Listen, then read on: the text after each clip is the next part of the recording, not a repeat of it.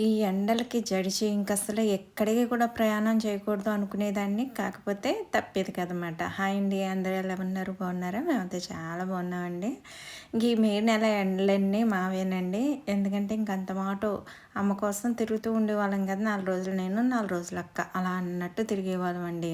ఇక తప్పదు. ఎందుకంటే అమ్మకి మేమిద్దరమే ఆడపిల్లలు. ఏమొచ్చినా కూడా అమ్మని మేమే చూసుకోవాలండి. ఇప్పటిదాకా మా అమ్మ అయితే మాకసలు ఎలాంటి ఇబ్బంది పెట్టలేదు. తనంతటిని తనే చేసుకునేది. ఇప్పుడు కూడా ఏమీ అవ్వలేదండి. చాలామంది ఏమైంది అమ్మకి అంటున్నారు. ఎందుకంటే నేను సింపతి కోసం మళ్ళీ వ్యూస్ కోసం మళ్ళీ ఇలా చేస్తున్నాను అనుకుంటారని ఇప్పటిదాకా బయట పెట్టలేదు. అమ్మ కూడా ఇష్టపడలేదు మాట చెప్పటానికి. అసలు ఏం జరిగిందంటే అమ్మకి చెయ్య ఇరిగిందండి గుత్తు దగ్గర. కుడి చెయ్య గుత్తు అయితే కొంచెం క్రాక్ వచ్చిందన్నమాట. అది కొంచెం ఒక గొట్టు మీద దిగపోయి వేరే గొట్టు మీద దిగిపోతే ముందుకు పడిపోయి చెయ్యి ఆన్ చేస్తే రోడ్డు మీద అది చెయ్యి కొంచెం ఇరిగిందండి. దానికోసం సిమెంట్ పోత వేసారన్నమాట. ఇంకా 40 రోజులు కట్టు ఉంటుంది కదండి సిమెంట్ పోత అంటేనే. దానికోసం అమ్మని తీసుకొచ్చేద్దాము అనుకున్నామండి. దానికి కూడా కారణం చెప్తానండి. ఎందుకంటే చాలామంది అన్నారు తీసుకొచ్చేసి కదా మీరు అటు ఇటు తిరగటం ఎందుకు అనేసి. కాకపోతే అమ్మకి కొంచెం పనులున్నాయండి. ఆ పనులు కూడా ఏంటన్నది మీకు వీడియోలో చెప్తాననమాట. ఆ టైం వచ్చినప్పుడు చెప్తానమాట. ఇంకా మేమే తిరుగుతున్నామాట అటు ఇటుని. అమ్మ ఎప్పుడూ కూడా మమ్మల్ని ఇబ్బంది పెట్టలేదండి. ఎప్పుడూ మా దగ్గరకొచ్చి 4 రోజులు కూడా పట్టుమని ఉండదు. వచ్చినా పొద్దున్నొచ్చి సాయంకాలంకి వెళ్ళిపోతుంది. ఎందుకంటే ఉండలేను. మెయిన్ వాళ్ళు మన దగ్గర ఉండలేరండి పెద్దవాళ్ళు. వాళ్ళ ఊర్లో వాళ్ళకే హాయిగా అనిపిస్తూ ఉంటుంది కదా! అందులోనే అమ్మ కూడా బాగా యాక్టివ్‌గా ఉంటుందన్నమాట.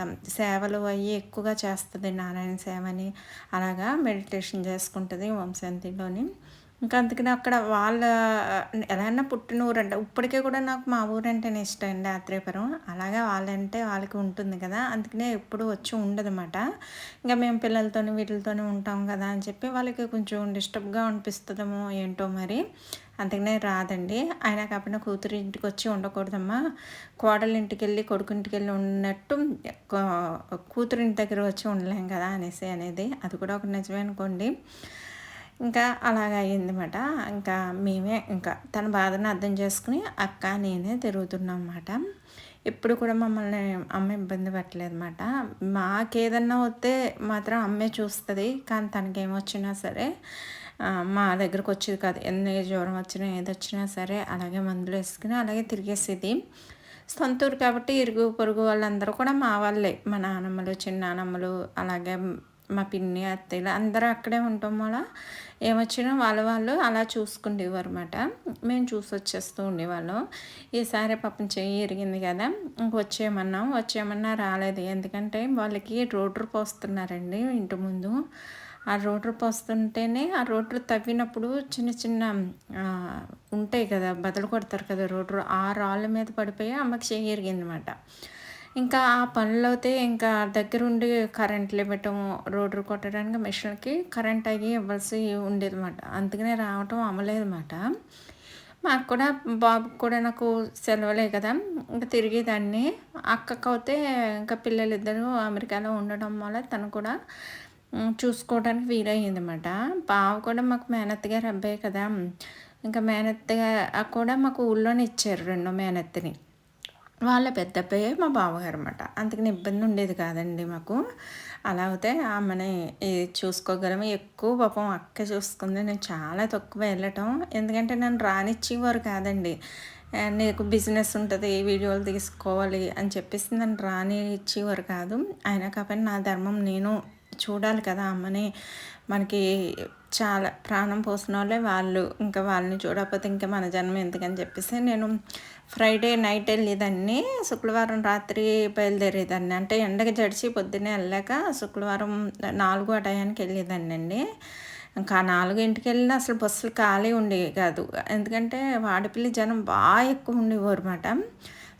శనివారం కాబట్టి శుక్రవారమే వెళ్ళిపోయి ఉండేవారు. విజయవాడ నుంచి, ఏలూరు నుంచి, గుంటూరు నుంచి ఎక్కడెక్కడి నుంచో వచ్చేవారు. అసలు బస్సు అంటూ ఖాళీ ఉండేది కదా! అలా నిలబడుకునే వెళ్ళేదాన్నండి. లాస్ట్ దాకా రావులపాలెం నుంచి మా ఊరు బస్సులు అయితే ఉంటాయిలెండి కొంచెం ఖాళీగానే ఉంటాయి. అక్కడి నుంచి కొంచెం ఫ్రీగానే ఉంటుందన్నమాట. ఇంకా రావులపాలెం వాడపల్లి జనం అంతా వంతెన దగ్గర దిగిపోయి ఆటోలు గానీ, ఫ్రీ బస్సులు ఉంటే వాటిలకి వెళ్ళిపోతారు. అప్పటి నుంచి ఖాళీగానే ఉంటుంది కాబట్టి కూర్చునేదాన్ని. 4 అయినా చూసారా ఎండ ఎలా ఉందో, అంత ఎండలు కాసినాయి ఈ సంవత్సరం. చాలా వేడి తట్టుకోలేకపోయాము. ఇంకా మా ఊరంటే అంటే ఎవరి ఊరంటే ఆళ్ళకి ఇష్టమే కదండీ! పుట్టిన ఊరంటేని. అంటే చిన్నప్పటి నుంచి మనం ఊహొచ్చిన కాంచి అక్కడే పెళ్ళయ్యేదాకా మనం అక్కడే తిరిగాం కాబట్టి చాలా అనుబంధాలుంటాయి. బంధం కూడా ఎక్కువ ఉంటుందండి. అందుకే నాకు మా ఊరెళ్ళాలంటే చాలా ఇష్టం అనమాట. కానీ ఇంకా మా ఊర్లో అంటే బంధువులు గాని అయి కూడా ఎక్కువ. మా తాతయ్య, నానమ్మ వాళ్ళకి ముగ్గురు అన్నదమ్ములు మా తాతయ్యకి. వాళ్ళు, మా తాతయ్యలు, చిన్నానమ్మలు, చిన్న తాతయ్యలు, వాళ్ళ పిల్లలు, మనవలు ఇంక అందరం కలిసి పెద్ద ఫ్యామిలీ అండి మాది. ఎప్పుడు మేము ఎవరికీ చెప్పలేదు. చాలా పెద్ద ఫ్యామిలీ అండి. అందులో మా నానమ్మకి, మా తాతయ్యకి మేము అంటే నాన్న వాళ్ళు ఇద్దరు అన్నదమ్ములు, నాన్న చిన్నాన్న, ముగ్గురు మేనత్తలమాట. ఐదుగురు. ఈ ఐదుగురు పిల్లలు, మనవలం కలిసామంటే ఒక 100 మంది మేమే అయిపోతాం. చిన్న ఫంక్షన్ పెట్టుకున్నా అంటే మేమే సరిపోతాం. ఇంకెవరిని పిలుచుకోక్కర్లేదు అంతలా ఉంటుందండి. ఇంకా ఆత్రేయపురం మా పార్క్ మాట ఇది. నేను బస్ స్టాప్ చూపించాను కదా! బస్ స్టాపు పార్క్ అండి ఇది. సీతారామరాజు పార్క్ మాట. ఇక్కడే ఈవినింగ్ అందరూ వాకింగ్ చేయడానికి మొత్తం అందరూ వస్తారు. ఇక్కడ పాత చెరువు ఉండేది. ఆ చెరువుని పూడ్చేసి చేసి ఇలా పార్క్ కింద చేసి ఇలా చేస్తున్నారన్నమాట. అందరూ వాకింగ్‌కి పిల్లలు గేమ్స్ ఆడుకోవటానికి అయి సరదాగా ఉంటుందన్నమాట. అందరూ వస్తారండి వాకింగ్‌కి సాయంకాలం అయితే మార్నింగ్ చేసేవాళ్ళు మార్నింగ్, ఈవినింగ్ చేసేవాళ్ళు ఈవినింగ్. ఊరు అయితే మండలం అండి. ఆత్రేయపురం మండలం మాట. పెద్దదండి. అన్నీ ఉంటాయండి. పోలీస్ స్టేషన్, రెవెన్యూ, అలాగే కాలేజెస్ కాలేజు, అలాగే స్కూళ్ళు అన్నీ ఉంటాయండి. దొరకనిదంటే ఏమి ఉండవు. మా ఇంటి ముందునే ఉంటాయండి అరటి చెట్లు కూడా. ఇంటి దగ్గరే పండేస్తాయి. ఎర్ర చిక్కులకేరి చాలా మంచిది కదా! షుగర్ పేషెంట్లకి అవి కూడా చాలా మంచిది. చాలా తక్కువగా దొరుకుతాయి కూడా అనేది. మాకు మాత్రం ఎక్కువగానే దొరుకుతాయి. మాకు ఎక్కువ పంటలు బాగా పండుతాయండి. అరటి, కంద, మామిడి ఇలా అన్ని పూలు మొక్కలు గానీ అన్నీ కూడా బాగా పండుతాయి. చూసారా? ఇదే రోడ్డు మాట. ఇది ఫస్ట్ టైం వెళ్ళినప్పుడు బత్తలు కొట్టారు. తర్వాత నేను మూడో వారానికో, నాలుగో వారానికి వెళ్ళేసరికి ఇలా రోడ్డు పోసేసి పైన కొబ్బరి పీచు వేశారన్నమాట. ఇలా వేసి తడుపుతూ ఉంటారన్నమాట. ఇక్కడ దాకా వచ్చిందండి. నేను మొన్న వెళ్ళేసరికి ఇంకా అమ్మ అయితే ఇంకా ఇక్కడనే అలా కొట్టినప్పుడే రోడ్డు కొట్టినప్పుడే పడిపోయిందన్నమాట. ఇంక గుమ్మంలోంచి ఒక మెట్టు మీద దిగబోయి ఇంకో మెట్టు మీద దిగేసరికి అది ముందుకు పడిపోయి ఆ రాళ్ళ మీద పడిపోయి చెయ్యి అనేసడంతో చెయ్యి గుర్తు అనేది ఇరిగిందన్నమాట. లేకపోతే తన పని తను హ్యాపీగా చేసుకునేది. నలుగురికి సేవ కూడా చేసేదన్నమాట. వీళ్ళు ఎప్పుడంటే కరోనా వచ్చింది చూడండి. 2 కరోనా అన్నప్పుడు కూడా నిడదవోలు వృద్ధాశ్రమానికి ఒక్కరోజు కూడా గ్యాప్ లేకుండా అమ్మ వాళ్ళు సేవ చేసేవారు. ఏ సేవ అనుకున్నారు? ఫుడ్ అందివ్వటంలో. అంత కరోనాలో కూడా బయటికి మేము వెళ్ళొద్దన్నా సరే అసలు మానలేదండి అమ్మ. వీళ్ళ సేవా సంఘం ఉంటుంది. ఆ సంఘం వాళ్ళందరూ కలిపి అందరికీ అలాగ ఫుడ్ డొనేట్ చేస్తారన్నమాట. చాలా మంచి సేవ చేసుకుంటారండి. ఈసారి ఎప్పుడైనా వీలుంటే మీకు ఆ వీడియోస్ కూడా పెడతాను నేను అక్కడ ఉన్నప్పుడు ఎప్పుడైనా చేసినప్పుడు తీస్తేనే.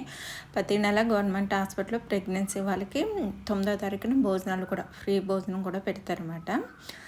ఆ సేవలు కూడా చేస్తారన్నమాట. చాలామంది చాలా మంచిగా చేస్తారండి. ఇదైతే మా అమ్మగారి ఇల్లు. చాలా వీడియోలో అడిగారు మీ అమ్మగారి ఇల్లు కూడా వీడియో పెట్టరా అనేసి.